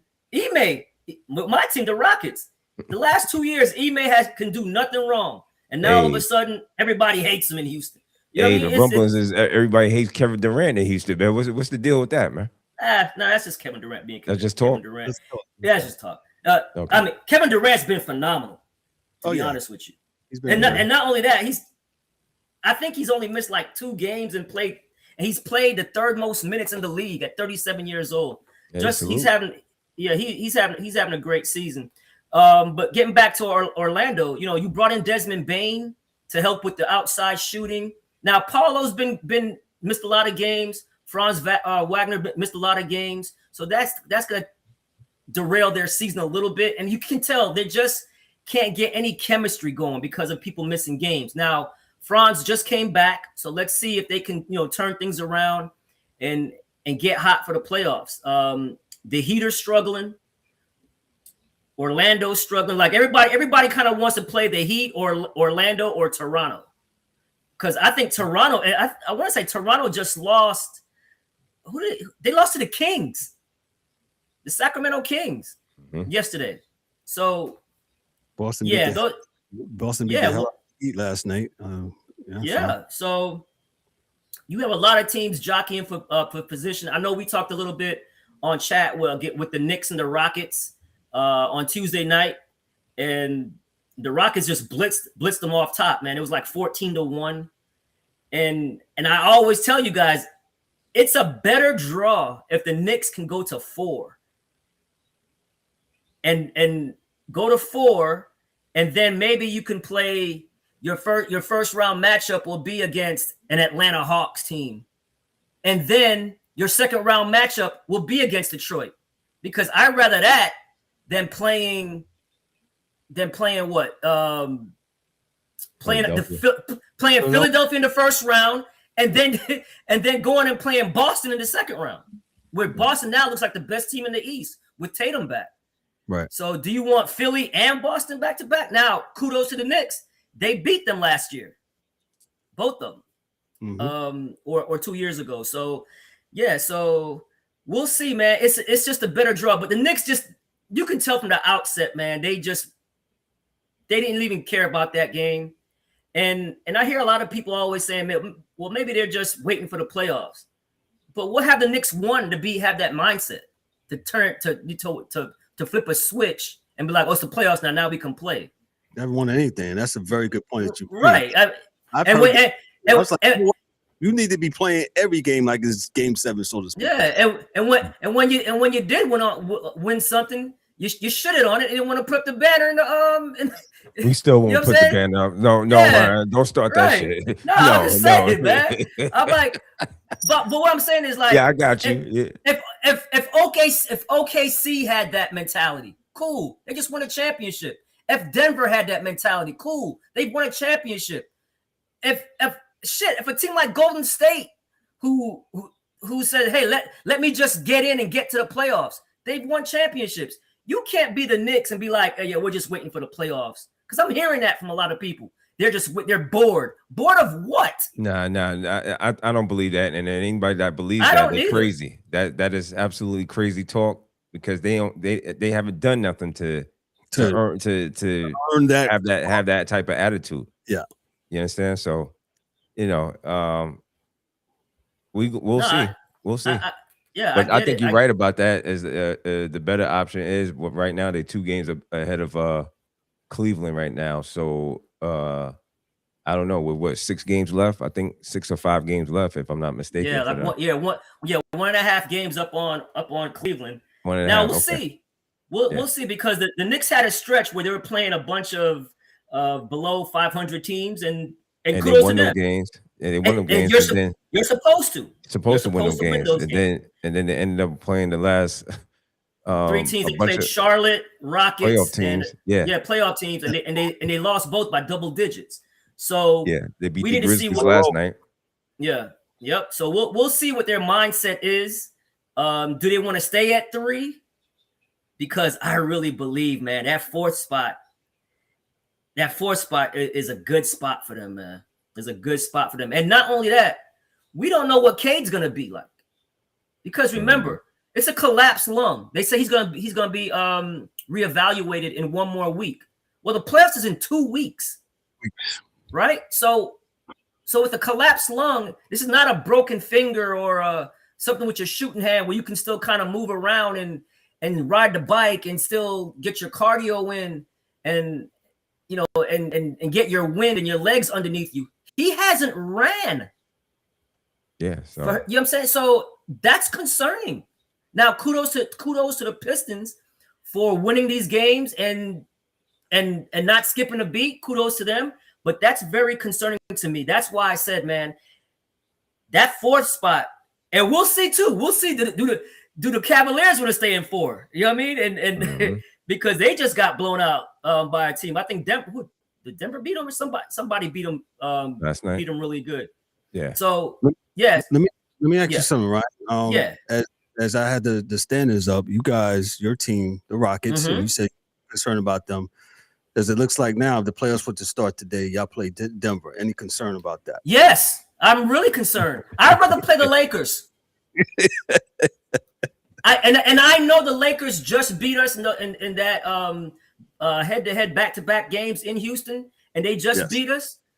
I do not want to play against Joker, man. I do not. I do not. I rather play the Lakers because even though the Lakers defense has been better, they're still not a good defensive team, and I believe that will show its head again in the playoffs. And not for nothing, I'd rather stay at 3 because now we'll get San Antonio in the second round if we was to upset the Lakers, or you know what I'm saying? We'll get San Antonio and not OKC. I mean, I really think OKC's in the class by itself, to be honest with you. Now 100%. I know the Spurs beat them head to head, and maybe that's just a bad matchup for the Thunder. So, but the Spurs have to get there. I have no qualms that the Thunder is going to be in the Western Conference Championship. They haven't showed me anything to say they're not. They're just, to me, head and shoulders better than everybody in the league. Yeah, again, in a regular season, I'm not going to take too much because last year I did that with the Knicks, and with Boston. I got a whole different level of respect for a 7-game series. 7-game series, absolutely, it's a different game, different animal. So right, because you're playing the game, you're playing each other back to back. There's scouting reports, there's tendencies. When you play a team spread out through the season, maybe they caught you on a back-to-back game where you were tired or whatever, or the case may be. Nah, it's just maybe Landry Shaman's not playing. You know what I'm saying? Right, and he plays exactly. Right. You know what I'm saying? A lot of players don't get the chance to play minutes. So yeah, exactly. So when it's a series, it's just my coaching versus your coaching, your scouting, your adjustments. What's the adjustments going to be like? So of course the regular season is a barometer, but yeah, you can't take too much stock in it and be like, well, they beat us all 4 times, so we really ain't got a shot. No, that's not how it works. So we'll see what happens. But to answer your question, Kev, I would rather stay at 6 and play the Lakers. I really do. I really do. And I know they have Luka, and I know they have LeBron and Austin Reeves, but other than that, nah, nothing about them are like, whoa. Now Denver, I would be a little bit nervous about Denver, even though Denver's defense has been horrible too. But you still have the baddest man on the planet when it comes to the Joker, and I don't want to face him in the first round. I just don't. I don't want to have to deal with him because I can go at Luka, right? Offensively, I can go at Luka. I can go at Austin Reeves. Hell, I can go at LeBron a little bit, but you're not really trying to attack the Joker. You're not doing that. Right. And then not only that, he will kind of null and void what Sengun does. Because Sengun's not going to outstat Joker. He's not going to outplay the Joker. And that's one of our biggest strengths is when Sengun plays well, we normally win the game. So I don't want anything to do with Denver, man. I really don't. Because let's be honest. They took OKC to Game 7 without Aaron Gordon being healthy. In a hurt squad. Took him to Game 7. So nah, I don't want the Joker, man. Yeah, let me get Luka instead of the Joker. Shout out to Luka. He was the player of the month. Balling. And he's been fantastic. He's been fantastic. He's been fantastic. And we seen Luka take a team to the finals. He took that. He and Kyrie took Dallas to the finals. So it's pick your poison, right? It's like you with all these seedings, everybody's so good, man. Like you guys said, hell, I don't want to have to face Charlotte. Them young whippersnappers, they running all up and down the place, playing with all this energy. And I'm an older team. I gotta chase these dudes. I don't want that in the first round. But then you don't want Embiid and Paul George and Maxey and their experience. So It's pick your poison. You just definitely pick your right poison, about man. that. You just gotta make sure your team is playing well and let the chips fall where they may. Because you can't really start picking and choosing. Oh, let's go ahead and get this team. Because that's karma.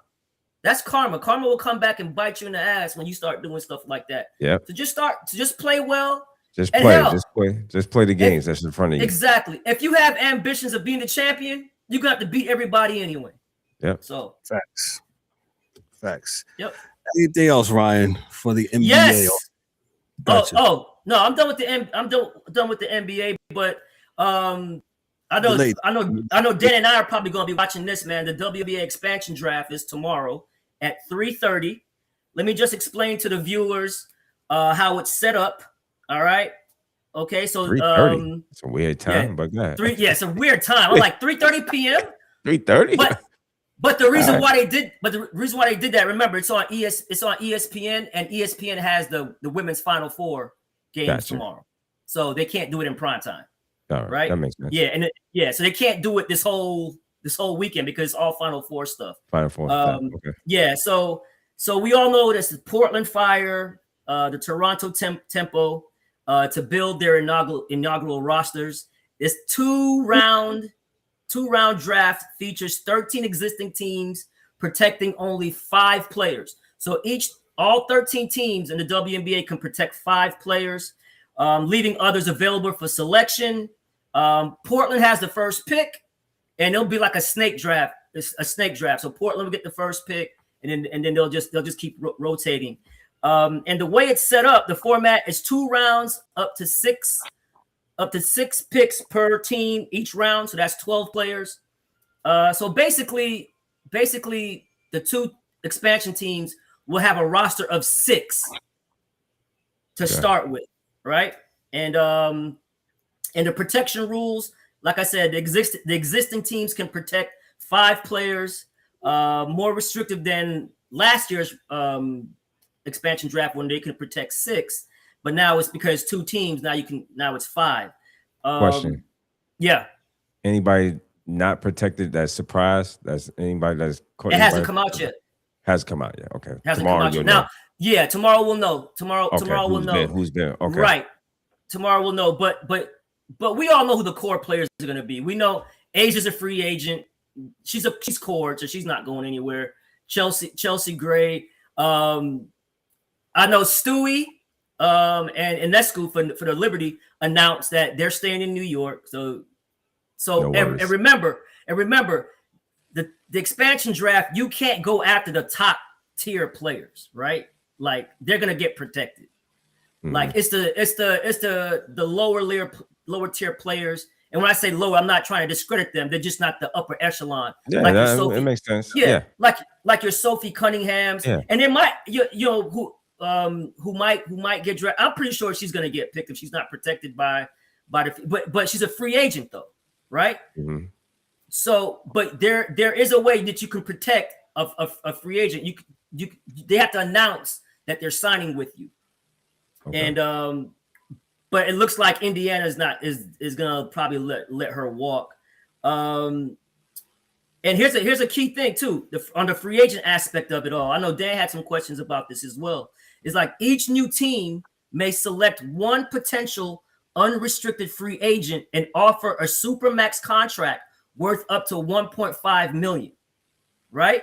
So after the expansion draft, when free agency starts, the 2 expansion teams can offer, a free agent a supermax contract to try to lure them to that team. Now you can say, well, maybe that can happen if, like Dan said, well, if you have, like, for instance, like the Liberty, Dan made a good point. You have Ionescu, you have Stewart, now Jonquel Jones. What happens with Jonquel Jones? So now you have those 2 max players. Does one of these teams offer Jonquel Jones a $1.3 million contract? I wouldn't turn it down. But unless she wants to stay there, and remember the salary cap is going up, so she'll make close to that without being one of the super max players. So she'll make close to that. But yeah, it's very interesting. Even Enrique in Dallas. Now we all know that Paige is there with Dallas, right? Dallas has a #1 pick. There's a lot of rumors. It might be Betts from UCLA, or is it AZ Fudd from UConn? Now what does that mean? Paige and AZ were backcourt mates last year, and won the Natty. So, and they're also together. They're also dating each other. They're a couple. So that's interesting. So does Dallas say, hey, we already have a 2 guard in Enrique. We have our point guard in Paige. Do we go now get our center in Betts and solidify the team? Or do we let Enrique walk or even trade her possibly, bring in AZ, and now you have a star-studded backcourt of Paige and AZ Fudd who know each other like the back of their hands, and now you can build on that. I'm leaning towards them doing that, in my opinion. That's what I would do. I would let Enrique walk or try to trade her and get something of value for her. But I'm taking AZ Fudd, man. I'm taking AZ and I'm putting her right. Now, I wouldn't do it if she never played with Paige before. But we've seen them. They're interchangeable. They know each other. It would be perfect. It would be awesome to see that them get reunited. Yep. Gotcha. Dan, did you have anything? No, I'm just interested to see how this whole draft shakes out. Mm-hmm. And like who's protected, who's not. Because from my understanding, they can pick these people that are free agents, but they can also sign somewhere else and walk. So that to me is just drama I'm waiting to see. Because somebody's going to do it. They're going to, you know what I mean? You're going to have some people that, are okay with going to an expansion team, and then you're going to have others be like, nah, I'm up in years in the league and I want to get a championship and try it and go to a team that's proven. Mm-hmm. And it just to see who's protected and who's not, because that's going to tell you a lot about the mindset of that team going forward in free agency. So there's a lot going on with just, it's just not an expansion draft because you got 100 unrestricted free agents. And the rest are rookies under contract. And you got, was it Kayla Brown and Lexi Brown are the only 2 vets that are under contract. So it's going to be crazy. And I'm all for it. Absolutely. And two, I know you had a question and concerns about why the order, right? Why not have the free agency first, right? And I was doing a little bit of research on that. And the reason why they're doing it this way is to know as a free agent, okay, who's on the team already. If I know who's on the team already, I can make a decision. Well, hey, do they need my services? Do they need my talent or what I bring to the team? So that was one of the pros of doing it in this order. But I understand where you were coming from with that as well. You don't know your salary yet. You know what I mean? If you're the GM, how you got to fit it into the cap, you have no clue money-wise what you're spending on who you're drafting. Yeah. Gotcha. Anything else, Ryan? No, man, that's it, bro. That's it. Hey, good game on tonight, man. I think it's OKC and the Lakers on tonight. Yeah. OKC, the Lakers. You got Charlotte and Phoenix tonight. They're up 15. They up by 15. Okay. Yeah, it's 108-93. Like 10 minutes. And that'd be a good win for Charlotte because Phoenix has been playing some good ball and they got Brooks. They finally got Brooks back, so now they're healthy, totally healthy now. So, yeah. Gotcha, ladies and gentlemen. He is Mr. Ryan D'Souza. Let me cue up his music here. Cue it up.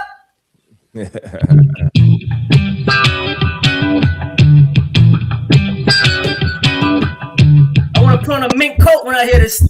Just walk down the street somewhere. It's a platform shoe. Big, come on. Cadillac convertible. Yeah. Diamond in the back.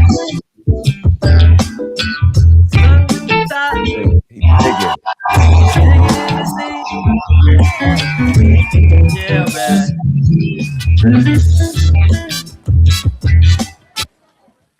Good show, fellas. Good show. Good show. Thanks for those chiming in. We're gonna have our parting shots. I'll start off with Dan first. Dan, what you got for us, sir? No, great show. You know, Miss Mikey, Eric, and DA.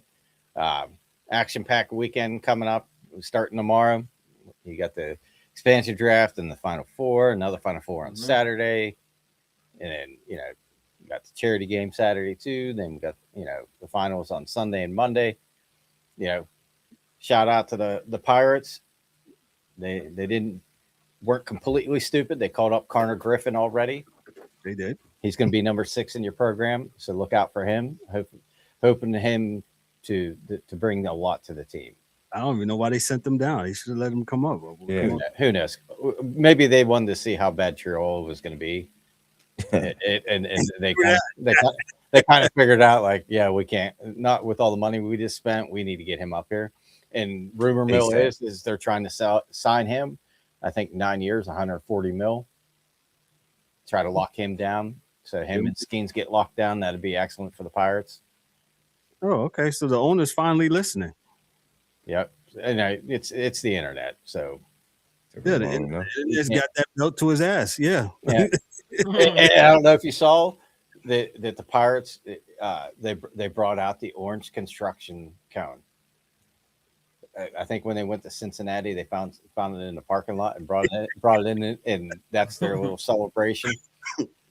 I saw O'Neal Cruz hit 2 homers the other day, and he was wearing it like a hat down through giving the high five. So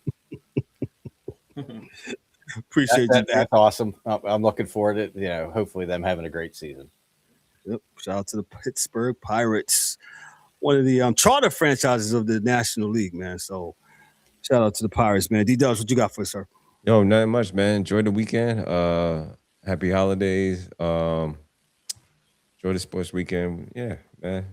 Nothing much. Gotcha. Appreciate that. Ryan, what you got for us, sir?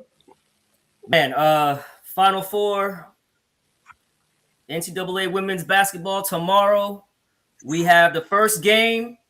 It's a barn burner, boy. South Carolina versus UConn. I got South Carolina with the upset. Woo. Then it's all 1 seeds. Then that's the second game. UCLA Bets versus Madison Booker of Texas. I have Texas winning. So I have South Carolina versus Texas, all SEC championship, and I have Texas winning it all. Let's go. Shout out to Ryan. Ryan with his predictions for the weekend for the NCAA. My part shots, I know we didn't do no baseball. We ran a little bit over doing basketball with Coach Jarrett, man. Hey, the ABS has been kicking some of these umpires' ass. Love it. Love it. Love it. No, bro, that dude missed the call at first base. Oh, my God. Was that horrible? CB's been having a real tough time. It's the first week. Go ahead, Ryan. No, I mean, I love it, man, because, hey, they got to be held accountable too, man. You know what I'm saying?